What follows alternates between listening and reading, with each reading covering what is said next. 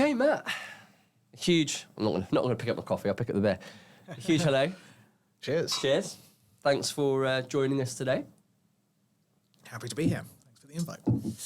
Not a problem at all. I guess, Matt, by way of introduction, you're currently the CTO of Tallarium, which is a tech platform which helps reduce the complexity of the energy trading market, which I'm sure we'll go into a little bit more detail around because it sounds very interesting. You founded, well, you didn't found the business, but you joined, or the business was founded in 2015. Before that, you were CTO of other financial institutions, even worked at some of the bigger corporations like Bloomberg as well, I noticed. I'm sure you've got lots of perspective and wisdom you can share with us today. On your journey into tech leadership. So I thought it'd be great to start at the beginning if you could kind of just give us a bit of an overview of your background and how you got into tech in the first place. That would be fantastic. Yeah, of course. So working forwards, the first time I was interested in let's say software development in general was when it came to making games. Obviously, when you're 11, 12 years old, that's the coolest thing that you could possibly do. Indeed.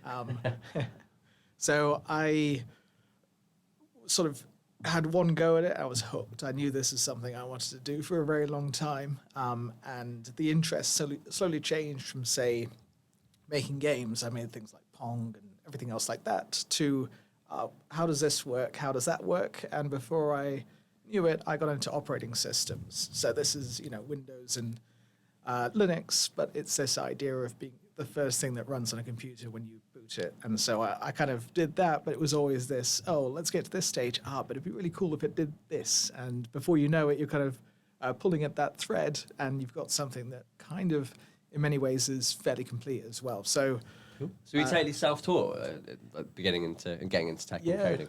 Yeah, exactly. What's great is there's so many resources out there, and if you're the sort of person who says, I really have to know this, then software development in many ways is the field for you. So I did all of that before I went to university, went to Imperial. It was a good 3 years, and then decided, okay, I need to get a job. And of course, the average graduate entering the job market has yet to discover their preferences, to put it politely. That's a very diplomatic way of putting it. Yeah. So I got a job at Bloomberg, lasted 4 or 5 months. I think it was really two factors why I didn't feel a fit there. One was, I think for me, I've always had a really good sense of what's valuable to work on. What can I do right now that'd be the most valuable thing? And that's the kind of skill, hopefully, that's in demand at startups a lot. So that was one factor. And the second was, it's a large company. And large companies have all sorts of other things going on as well. And if you're the kind of person who just says, I want to do this and focus on this, it sort of made the choice very easy, because I ended up taking a position at Aspiratus. That I was the first non-partner employee, I think. So it was a unique opportunity. Right at the ground level. Yes, exactly. And thrown right into it as well. So really taking that on and learning quickly, I found that was a really much better story to tell. It was something I was a lot more engaged in, and I think it's easy to say in a large company, well, you can join it, you can leave, but at the end of the day, there's not really a huge incentive. No one says it's that guy who's written this or written that, just sort of all merges into one as well. Whereas a startup, you get that sense of agency. You have some work, you can easily see the effects of that work, either directly by, say, going to the user, or in the case of a hedge fund, seeing it in the markets, or talking to a salesperson, where we are as well. So I think that was a big factor for me. And at that point, you start to discover a lot about what actually makes you tick in the first couple of years. So moving on from Aspiratus, I mean, as the firm grew, we never got to a huge size, but I actually kind of liked it that way. I just took the opportunity just to learn as much as possible. But we were working with some fairly old technologies, so things like C++ and Perl. It's great, they have their place, but you can tell that in many areas the tech stacks, the languages have moved on. It's really good for learning how to execute well, because these hedge funds typically have a sort of single goal. But I wanted something a bit more open-ended after a while, and with a more modern tech stack. And for me, Tallarium was that place to go. Cool. Okay, fantastic. Yeah, well, that's really interesting insight. It's amazing, actually. You went from Bloomberg, obviously, that was your first role out of university, was it, into a CTO role? Yeah. And that's a pretty phenomenal progression. I don't know many people that have done that as their second job, going into a CTO. So what did you feel you had to adopt about your approach going from a hands-on engineer straight into a CTO role?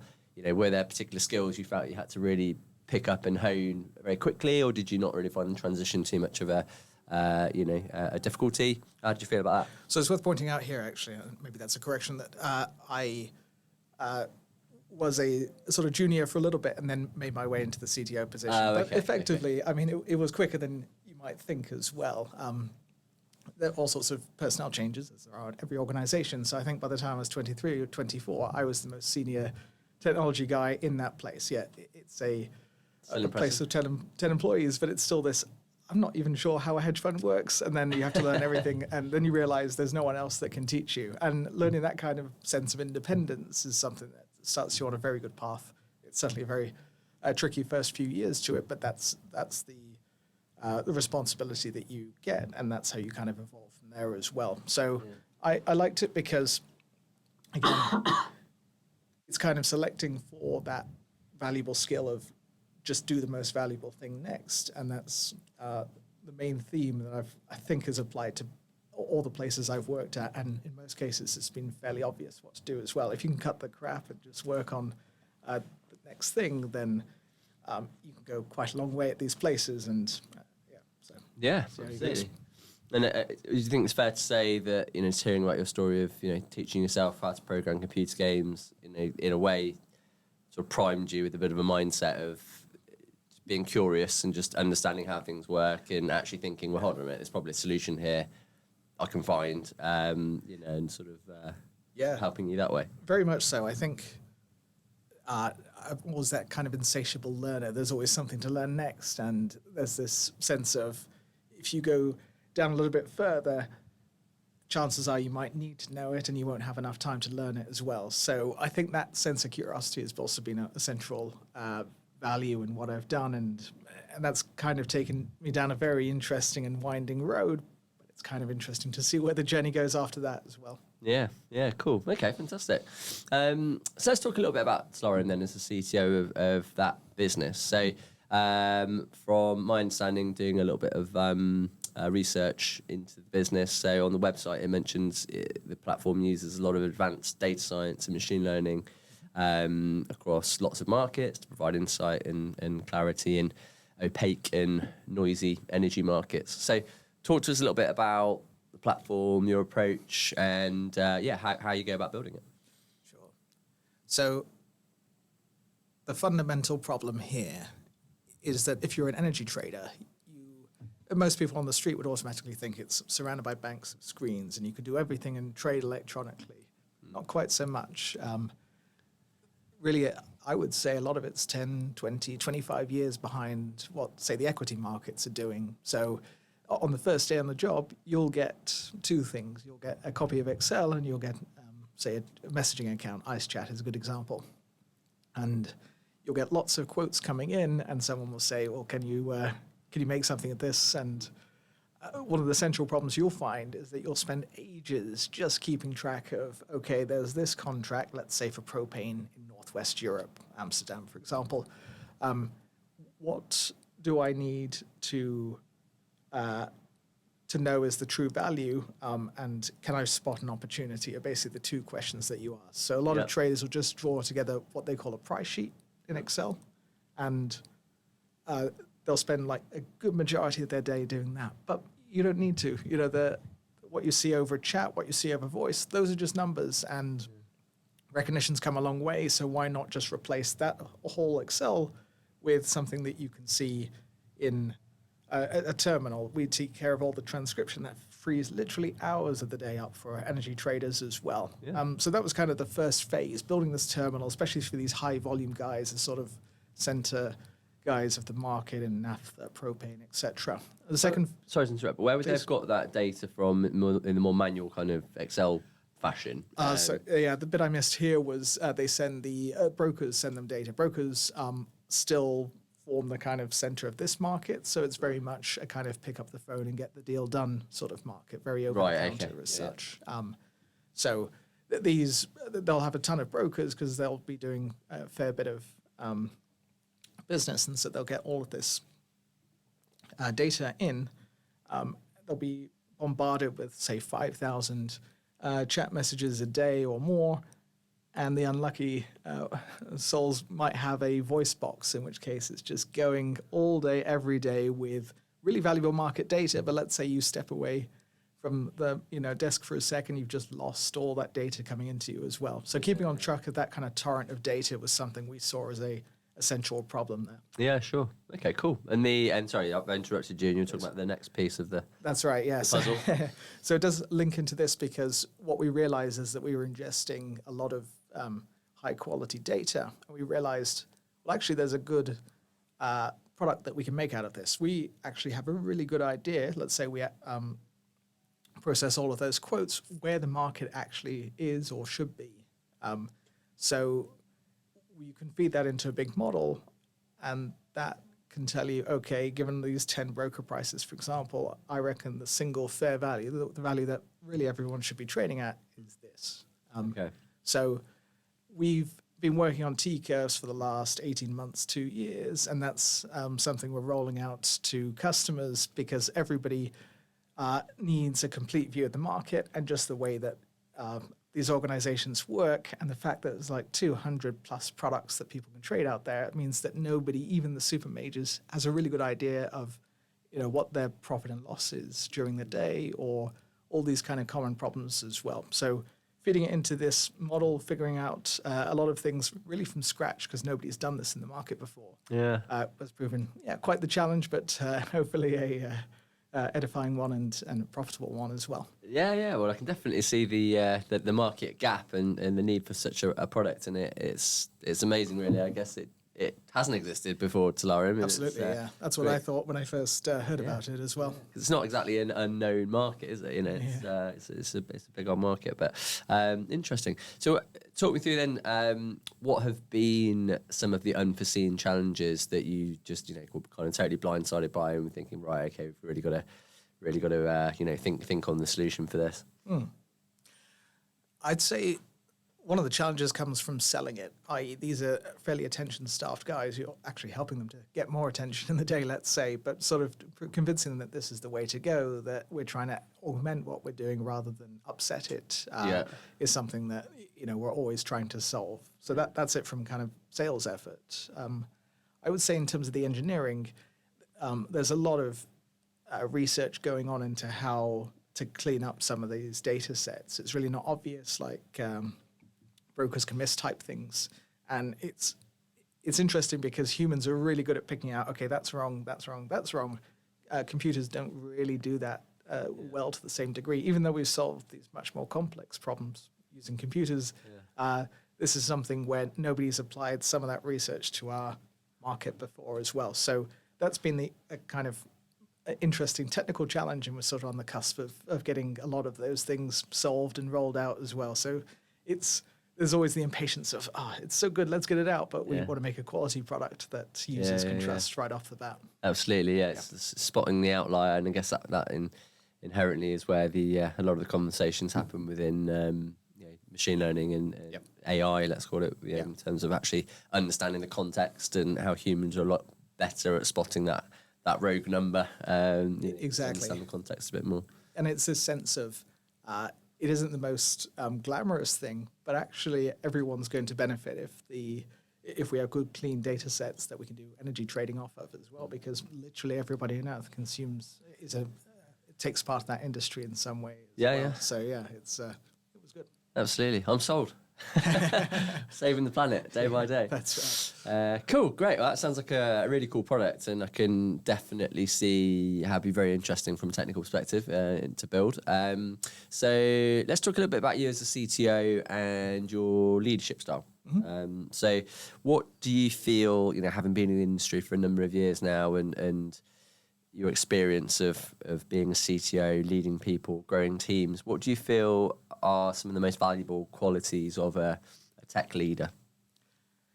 So I think it's a really good alignment of management style with the problem at hand. Now, there are a lot of software companies out there doing fairly day-to-day things, and that's great. That's a service to be provided, and a lot of these things have been done 100 times before, but they need to be done in a particular way. So that's going to necessitate a different management style from a very much more open problem set. So here we look at it and go, yeah, we could build this. And in fact, the terminal, people have built financial terminals before. We're hardly the first. But I would say that second phase of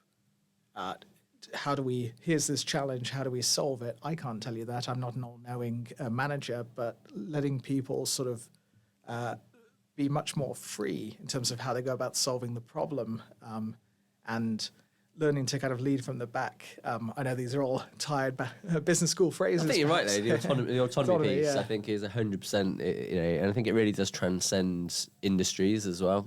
From really good leaders that we were talking recently about the whole damn pink. I don't know if you've seen that, but there's I've written a whole book on it, but it was a video I saw certainly a few years ago around autonomy, mastery, and purpose, and how autonomy, is one of the key things that to really get the best out of somebody, you've got to give them the ability to, and that's why you hire people at the end of the day, right? It's obviously use their brains and give them the creativity, the freedom to come up with a solution themselves. That's true. So it sort of shifts from this very task, activity, project-focused way of management. You need to do X by Y date to being this kind of coach, friend, mentor type thing where you step away from, I don't need to know the specifics of what you're doing because you can't possibly know all the details of everything, to do you feel like you have this problem? Okay, talk me through what you've done to solve that. So sort of turning them, some of the questions back onto people and saying, well, I'd like to hear from you and how you might go about doing it. And I find this, especially when I'm talking with others, is that sometimes it just makes a lot of sense just to verbalize things. You actually have the solution. It's just, for whatever reason, you don't want to realize it yet, but talking to someone else makes you go, oh, yeah, of course, that's the way it should be. So. Absolutely, yes. It's the blended approach, isn't it? Obviously, as a leader, you'd like to think you've got a pretty good input on what you feel the solution could be. Yep. But in the same breath, it is sometimes great just to hear, because very often when I ask someone in my team, like, this is a situation, what do you think the solution is? I think it's good management to just get input from everybody anyway, and also helps from a time-saving point of view for you always having to come up with a solution yourself. But sometimes, somebody will say something, you're like, Jesus, I actually didn't think of that. That is better than what I was going to do. You're actually quite good. Yeah, exactly. It's definitely that element of humility that goes along with it. Okay, cool. And how, as a CTO, what approaches do you take to build high-performing teams? And that could be, from an engineering perspective, or just if there's anything from again, another sort of management style. But yeah, is there anything you would kind of use as a go-to approach that you feel served you well? So I'm in a sort of unusual position at the moment where it's a relatively small team, but I would say a relatively high-performing one as well. So there's really a couple of techniques I like to use. One is a sense of principles. There's much better than rules are principles plus judgment. And if you don't give people their own professional judgment or let them judge, then you'll end up in a situation where they eventually ask for help tying their shoelaces. So it's that sense of learned dependency that you kind of really want to stay away from, and could be really dangerous in these kind of domains as well. I think the second is a sense of direction, saying, okay, here's what needs to be solved. I'm pretty convinced you can solve it, and I know this has been solved in some different form elsewhere. Let me know what you think about it. Let them people work their way up from very task-based, activity-based things to projects, to deliverables, and before they know it, they're off going somewhere else into a career where they've discovered that same sense of, as you were mentioning, autonomy, mastery, and purpose as well. So really being conscious of that, trying to step away from the solutionizing project side of things, that's been the main focus. And I think you end up with surprisingly good progress in many people, because a lot of people are just dying just to get their boss to stop solving their problems for them. They just want to solve them themselves as well. Yeah, I love that. And it's really interesting when you talk about the learning dependency side of things, because that kind of really triggered in my mind kind of a situation. I mean, I've been in recruitment for 15 years, and I've worked in, and I think a lot of it is fed down from top-down culture.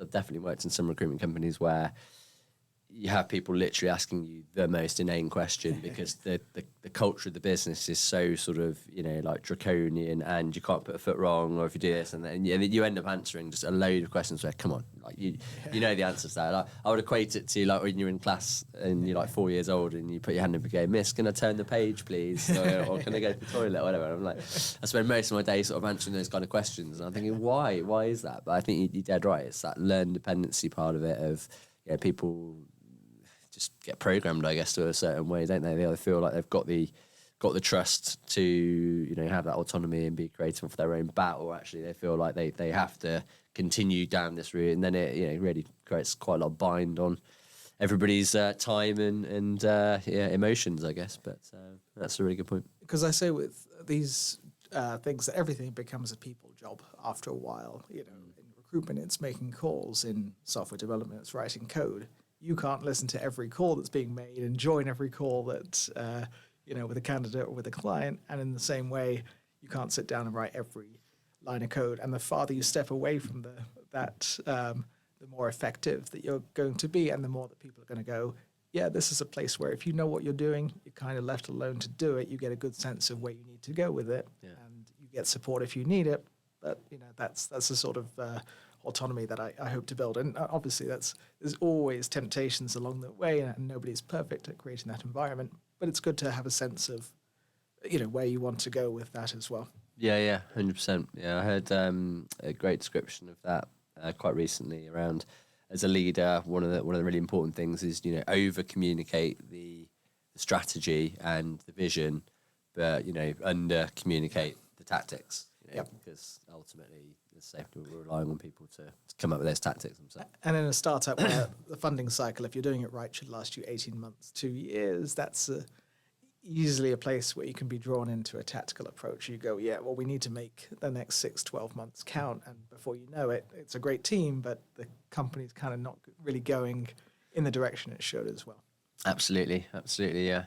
And speaking of timeframes, I suppose we've spoken a little bit about data science and machine learning, and obviously how it's used in the in the platform. But it clearly is the tech world an incredibly evolving space at the moment. With the rise of a lot of the large language models and general AI platforms out there. What are you most excited by as a CTO in terms of emerging trends in the market, and where we're sort of headed technically? What still floats your boat? So to address the large language models point, because it's impossible, I think, to appear on a podcast without talking about it at least once. I would say here that there's really two angles to it, and I know this was a subject that we covered at the dinner recently, but one of the places where it's really good, and I think a little understated, a little underused, is it makes people communicate better. If you prompt this and say, please reword this so it sounds more authoritative, or pared back or something like that, then that's actually something where there isn't a bunch of facts that it needs to go check. It can actually be a good composer, and we often don't give that kind of sense of work credit. We just write an email or write a document. Well, it takes part of the writing phase, and you as the human can work on the editing phase there as well. What I see an overstatement on is this kind of statements of facts. Write this code, tell me this fact about this US president, and you go, yeah, but you're kind of trusting it implicitly, and you need to go search somewhere else to make sure that fact is actually correct. So what are you really gaining by that? Yeah, absolutely. And I'll give you a great example of that. I mean, I totally agree with you. You know, and certainly ChatGPT as a tool, we found hundreds of uses for it in day-to-day recruitment of actually how we can just minimise a lot of the initial grunt work, for instance. So if we're working with a candidate and we want to anonymise their CV for whatever reason and just sort of give a nice précis of their background, skills and experience, you know, something that could have taken 15 minutes, actually you get, you've still got to add into it obviously, but you get the sort of the foundation of that email within 10 seconds flat. Yep. So lots and lots of amazing uses. But one of the things I always do when preparing for a podcast as well, especially if it's a business we haven't necessarily done a huge amount of work with in the past, is I'll ask ChatGPT that this is this particular business and interested to understand, opportunities where this business is, and basically sort of get some insight into the market. And one of the things actually that it came out with Tallarium was saying, Tallarium specialises in blockchain technology. And I was thinking... Used to me. Yeah, and I was thinking, interesting, because I didn't know it was blockchain. From our previous chats, obviously, we spoke about, it was more data focused. So, but it was the first thing it said, like, very bold. And I actually went back to it and go, where did you get that information from? And it says, oh, sorry for the confusion, that was my assumption. And I was like... I actually then copied and pasted a portion of the homepage and go, by the way, it says, specialise in advanced analytics and machine learning. And it just boldly came out as something that wasn't true, And if I hadn't fact-checked that and that's the scary thing. I think we can all enter into this sort of ignorant stage where actually we're just relying on the answers to come from this, automated place that actually is quite dangerous, really. What's funny about your example is that it had that second phase. It knew that it wasn't sure about it. And the best first answer would have been, I think there isn't I'm not confident about this angle to a lot of the answers that you see. And that's kind of important because the real world is this messy place where facts are, not always 100% there as well. Not ones and zeros. Exactly. Yeah, absolutely. Cool. So really, really great chat, Matt. Really enjoyed speaking with you today. One of the things I always like to do to kind of draw to a close any podcast is ask for your favourite piece of advice that you've ever received, either you've received or you've given somebody else, or something that kind of sees you through, on a day-to-day basis. Is there anything that sort of sits at the back of your mind as something that you would you'd proffer? Sure. Well, I always pontificate on a regular basis, as I'm sure most people might think. What I'd say is do it well, do it fast. It's so easy to think, okay, well, everything I have to do it well, or it has to be done fast. And actually, when you see, when I was starting out, I thought the best thing I can do is do this thing fast. Well, that's the third step. Just doing it, getting it done, good enough is good enough is a really practical way to actually get most things done, because you'll always have more problems than you can solve. And giving that kind of license to people to say, yeah, just do it is often the first way to go as well. Yeah, I love that, and I think it's so true. It's not that I like to quote or give a huge amount of credit to Mark Zuckerberg, but it is the whole Facebook fail fast thing, isn't it? And also it's something we definitely fall foul of in the recruitment industry sometimes. It's like there's no such thing as perfect. It's that fear of failure that sort of links into that psychological thing of, crap, what happens if I get this wrong? And most people go, well, I can always put that action off until some later date. Yeah, so 100%, especially in recruitment as well, when 9 times out of 10, obviously you never want any of your actions to impact negatively on a client, but most of the time when somebody's worried about doing something, it's more in their own mind about the way it will make them feel rather than actually anything in the real world that's going to, they might have trepidation about making a certain call because telling a candidate they haven't got the role or whatever, and I'm like, it's never as bad as you actually think it is, so just do it and like I say, do it fast and get it over with, and exactly. I'd actually say it's a healthy response there, because you're actually focusing on something that you should be focusing on as well. Yeah, you might be worried about it going wrong, but actually your brain is putting your example, that response right at the front of your mind as well. So don't run away from that feeling. Go towards it as well, perhaps. Yeah, absolutely. Fantastic. Well, Matt, really appreciate you coming in today. Really great chat. Thanks for being here with us, and love to have you back on again in future. And I'm sure we'll chew on another set of topics. But I wish you all the very best in your continued success at Tallarium. And we'll keep up with your progress very closely. Thanks very much. Good to be here.